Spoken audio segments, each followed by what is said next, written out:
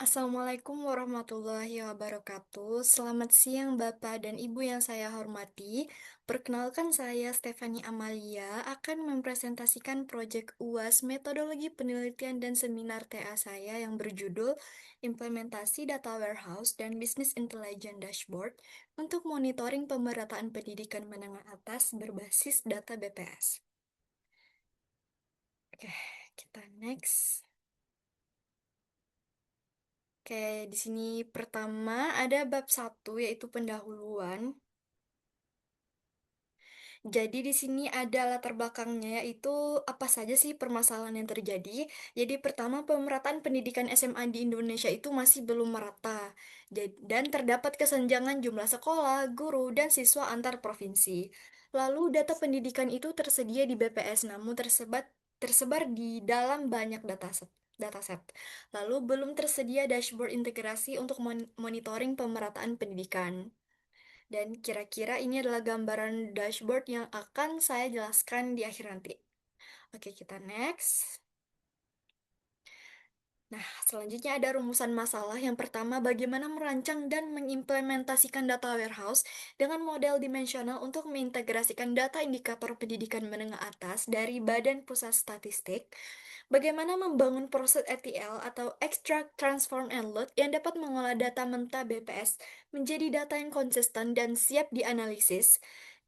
Lalu, bagaimana merancang Business Intelligence Dashboard yang dapat memvisualisasikan pemerataan pendidikan menengah atas per wilayah secara interaktif?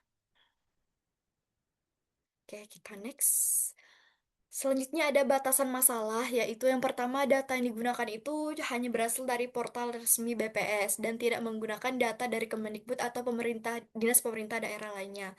Lalu indikator pendidikan yang dianalisis itu terbatas pada jumlah sekolah, jumlah guru, jumlah siswa, APK, APM, dan rasio guru-guru khusus jenjang SMA dan tidak mencakup SMK atau MA. Lalu cakupan wilayahnya itu dibatasi pada tingkat provinsi di seluruh Indonesia, tidak sampai ke tingkat kabupaten atau kota. Lalu selanjutnya periode data yang digunakan itu dari tahun 2022 sampai tahun 2024. Lalu tools yang digunakan terbatas pada Python, PostgreSQL, Apache Superset, atau Metabase. Lalu sistem yang dibangun hanya untuk keperluan monitoring dan evaluasi, bukan sistem prediksi atau rekomendasi kebijakan kampus.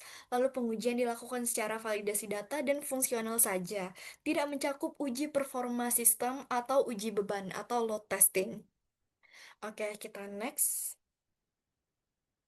Lalu selanjutnya ada tujuan dan manfaat penelitian. Yang pertama itu tujuannya itu merancang dan mengimplementasikan data warehouse dengan model dimensional star schema untuk mengintegrasikan data indikator pendidikan menengah atas dari Badan Pusat Statistik. Lalu membangun proses ETL, extract, transform, and load yang dapat mengekstrak, membersihkan, dan memuat data BPS ke dalam data warehouse secara terstruktur dan konsisten.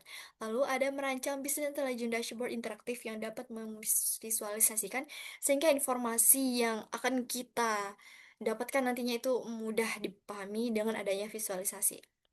Oke, selanjutnya ada manfaat itu diharapkan mampu memberikan keuntungan baik secara teori maupun praktik ke berbagai pihak yang terlibat, terkhususnya Kementerian Pendidikan, universitas, dan lain-lain. Nah, studi ini juga menjembatani kekurangan terdapat di dalam literatur, di mana belum ada sistem terpadu antara data warehouse dan bisnis dashboard BI yang khusus untuk memantau pemerataan pendidikan menengah atas berbasis data BPS secara nasional. Secara praktisnya, studi ini berguna bagi pemerintah dan dinas pendidikan sebagai alat pemantau berbasis data untuk menemukan provinsi yang memiliki ketimpangan pendidikan menengah atas tertinggi sebagai landasan penetapan prioritas kebijakan untuk meningkatkan transparansi informasi pendidikan lewat visualisasi yang mudah dimengerti dan diakses. Oke, kita next. Oke, selanjutnya di bab 2 ada tinjauan pustaka. Yang pertama itu adalah kajian teoritis, yaitu kita mengangkat beberapa materi yang akan kita bahas, yaitu yang pertama itu ada data warehouse, yaitu kumpulan data dari berbagai sumber yang disimpan dalam sebuah repositori berkapasitas besar yang digunakan untuk proses mengambil keputusan. Lalu ada dimensional modeling atau star schema. yaitu model pada data warehouse yang mengorganisir data ke dalam dua jenis tabel utama, yaitu fact table yang menyimpan data kuantitatif yang ingin dianalisis dan dimensional table yang menyimpan atribut deskriptif sebagai konteks dari data fakta tersebut. Lalu yang ketiga ada ATL atau Transform, Extract, Transform, and Load, yaitu sekumpulan proses untuk mempersiapkan data dari sumber operasional ke dalam data warehouse. Proses ini terdiri dari tahap ekstraksi, transformasi, serta loading. Oke, selanjutnya ada Business Intelligence. Nah, Business Intelligence ini merupakan pendekatan yang memanfaatkan teknologi untuk memproses data kompleks menjadi informasi yang lebih mudah dipahami dan dapat digunakan sebagai dasar dalam pengambilan keputusan. Yaitu ada dashboard visualisasi, yaitu antarmuka visual interaktif yang digunakan untuk menyajikan distribusi dan tren data secara informatif. Lalu ada Badan Pusat Statistik, yaitu ada lembaga pemerintah non-kementerian yang bertanggung jawab atas penyelenggaraan statistik dasar di Indonesia. Selanjutnya ada penelitian terdahulu. Jadi ada beberapa penelitian terdahulu yang akan kita gunakan.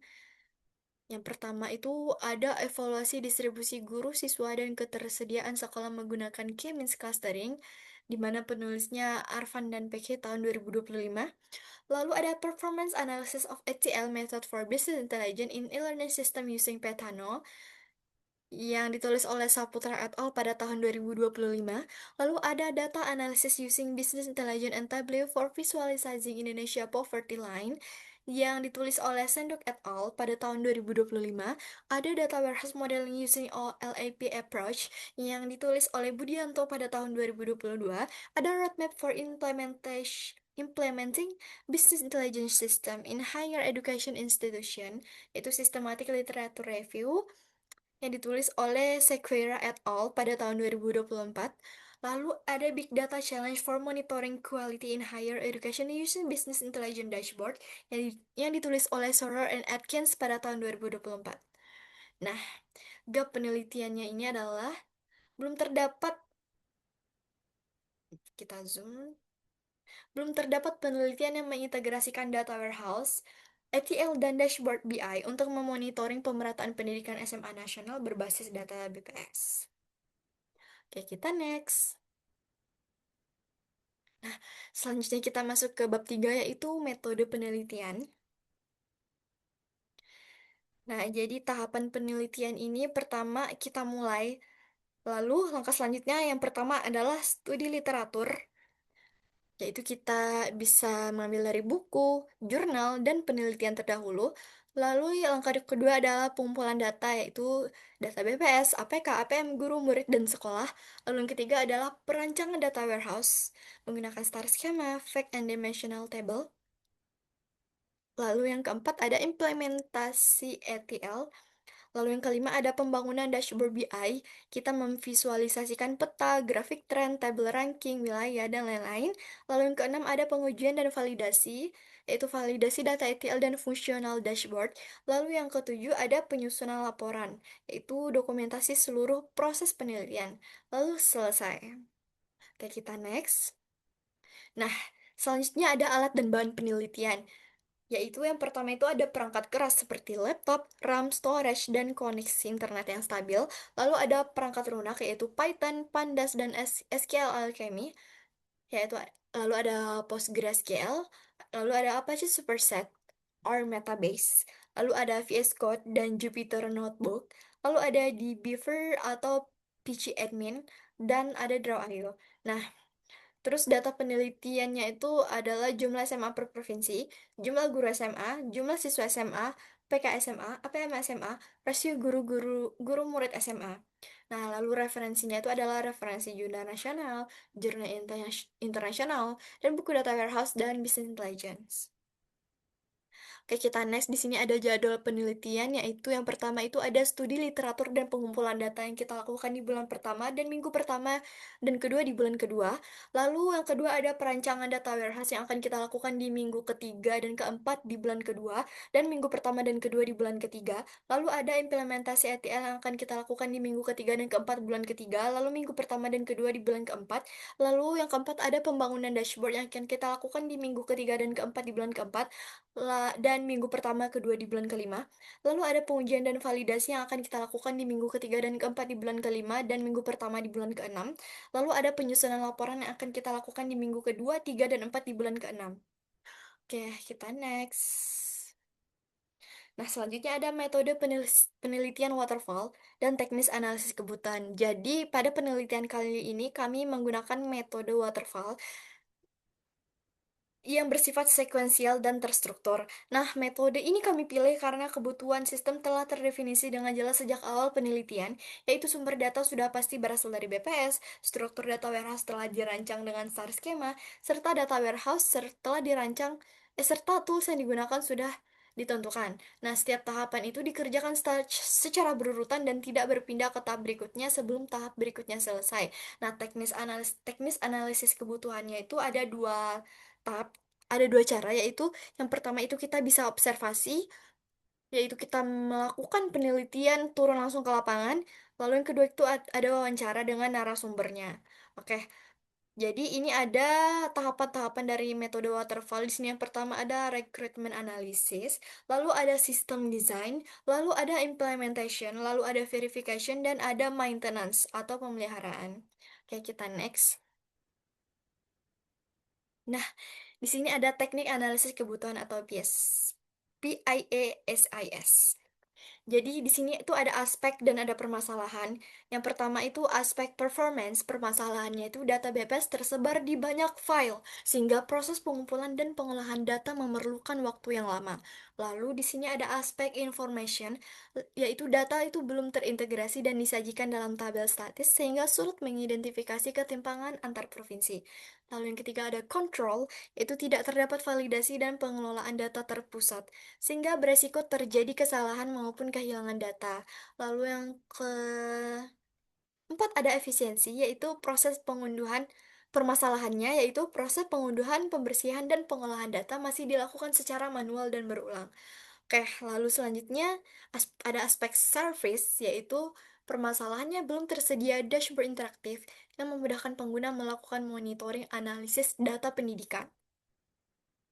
Oke, selanjutnya, nah kita masuk ke dalam modeling system. Jadi ada beberapa modeling system yang saya gunakan pada penelitian kali ini.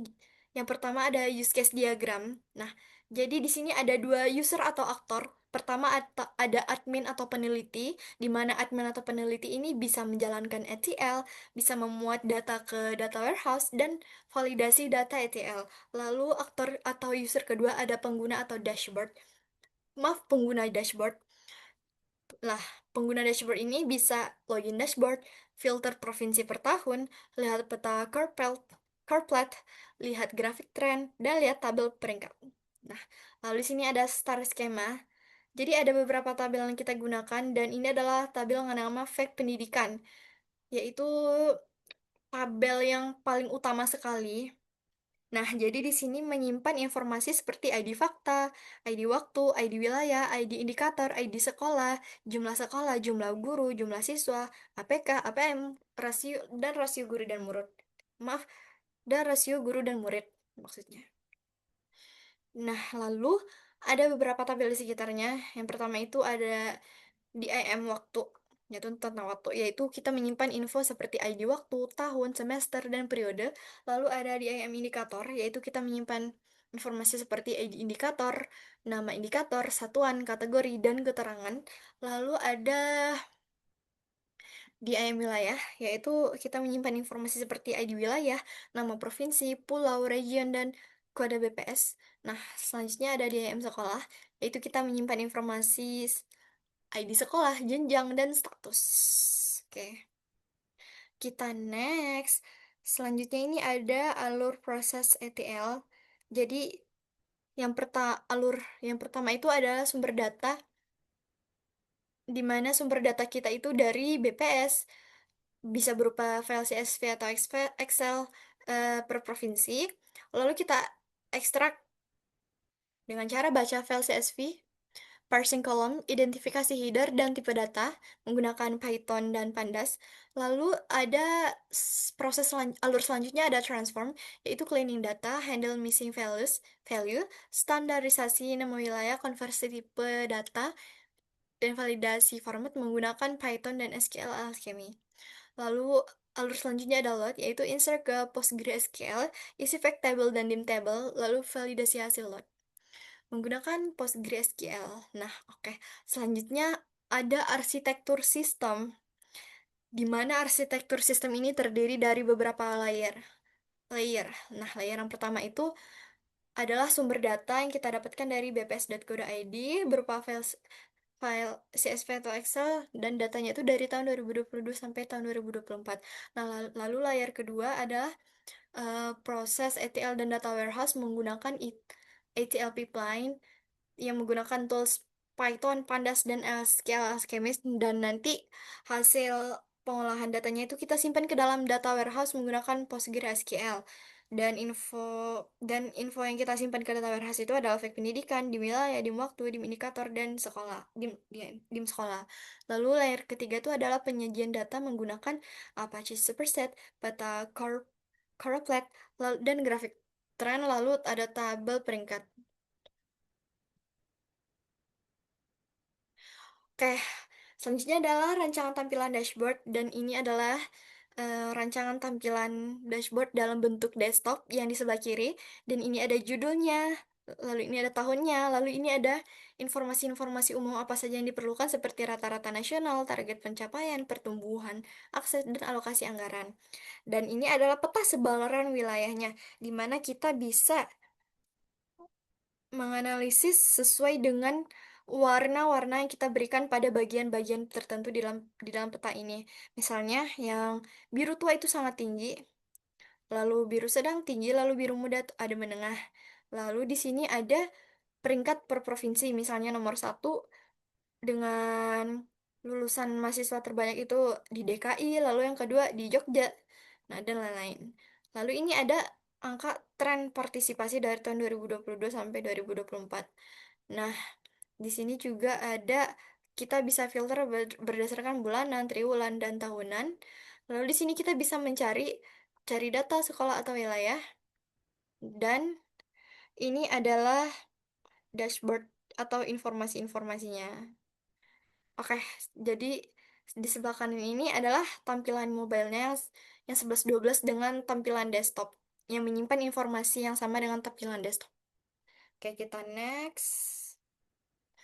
Oke, lalu selanjutnya ke bab 4 itu ada penyusunan kesimpulan dan saran.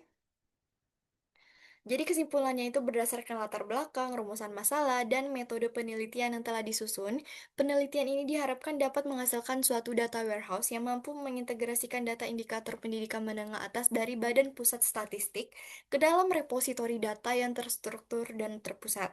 Nah, melalui penerapan proses ETL, extract, transform, and load, penelitian ini dirancang untuk mengolah data pendidikan menengah atas yang berasal dari berbagai data aset BPS sehingga menjadi data yang konsisten, bersih, dan siap digunakan untuk kebutuhan analisis. Lalu selanjutnya, penelitian ini tuh diharapkan dapat menghasilkan dashboard business intelligence yang mampu menyajikan visualisasi data pemerataan pendidikan menengah atas secara interaktif berdasarkan wilayah dan periode waktu tertentu. Nah, dashboard tersebut diharapkan dapat membantu pengguna dalam melakukan monitoring, analisis, dan pengambilan keputusan berbasis data terkait kondisi pemerataan pendidikan di Indonesia. Oke, selanjutnya ada saran. Nah, jadi penelitian ini masih memiliki ruang untuk mengembangkan lebih lanjut. Oleh karena itu, beberapa saran yang bisa kita berikan adalah, yang pertama, penelitian selanjutnya itu dapat memperluas cakupan data hingga tingkat kabupaten atau kota, sehingga analisis pemerataan pendidikan dapat dilakukan dengan tingkat detail yang lebih tinggi. Lalu, penelitian selanjutnya itu dapat mengintegrasikan data dari sumber lain seperti Kementerian Pendidikan Dasar dan Menengah, serta Kemendikbudristek maupun Dapodik untuk memperoleh informasi yang lebih komprehensif. Lalu dashboard yang dikembangkan pada penelitian berikutnya itu dapat dilengkapi dengan fitur prediksi menggunakan metode data mining dan machine learning untuk membantu perencanaan kebijakan pendidikan di masa mendatang. Lalu penelitian selanjutnya dapat mengembangkan mekanisme pembaruan data secara otomatis sehingga dashboard selalu menampilkan informasi yang lebih aktual dan terkini. Oke, dan ini adalah referensi atau daftar pustaka yang saya gunakan dalam penelitian kali ini. Oke, sekian terima kasih. Terima kasih banyak atas perhatiannya dalam presentasi saya kali ini. Assalamualaikum warahmatullahi wabarakatuh.